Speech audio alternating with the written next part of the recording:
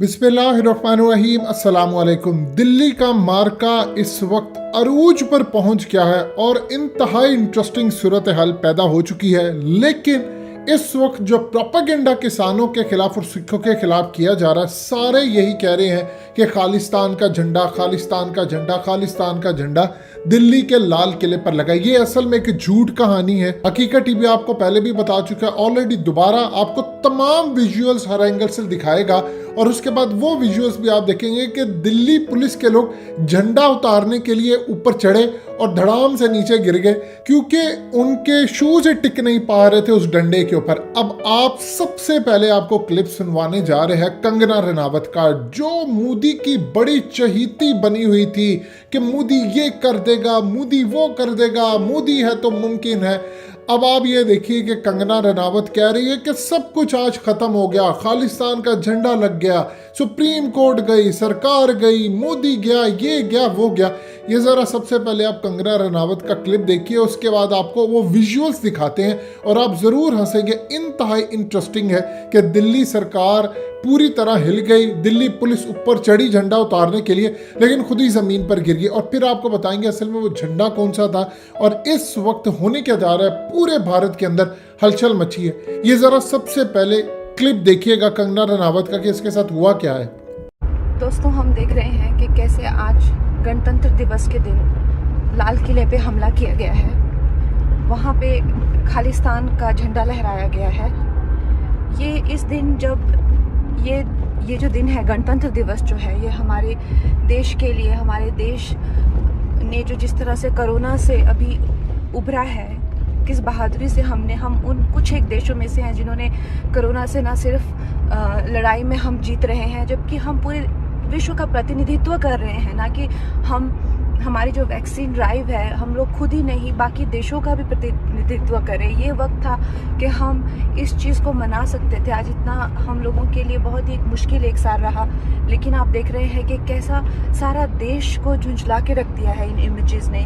जिस तरह की लाल किले से इमेजेस आ रही हैं और इन लोगों को जो खुद को किसान कहते हैं या आतंकी, इन लोगों को जो प्रोत्साहन दे रहे हैं और देते आए हैं और अभी भी दे रहे हैं, ये सारे आम हो रहा है।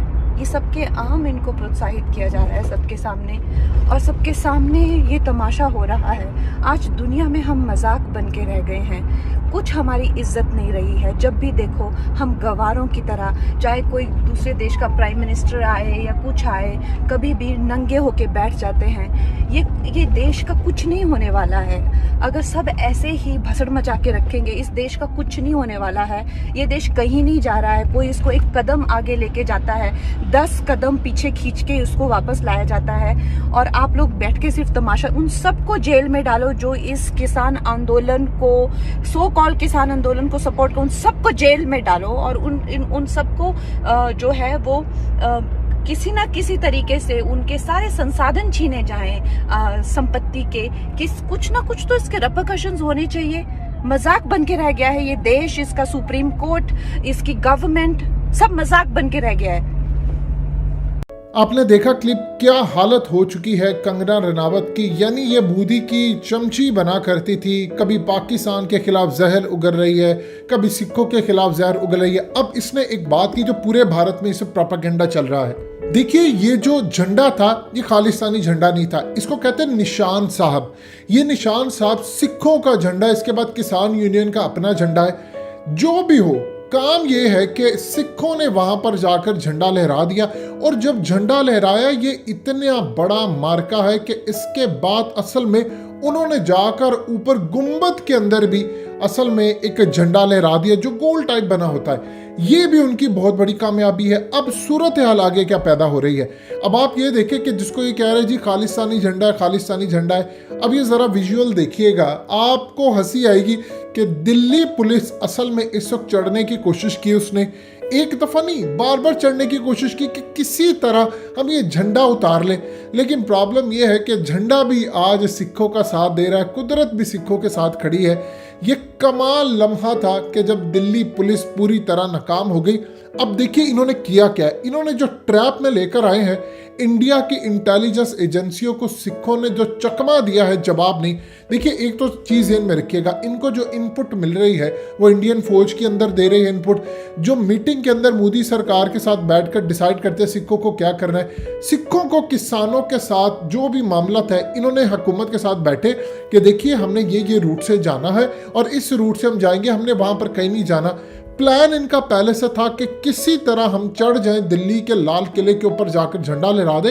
ये बहुत बड़ी फतह होती है, इतनी बड़ी फतह होती है कि आप सोच भी नहीं सकते।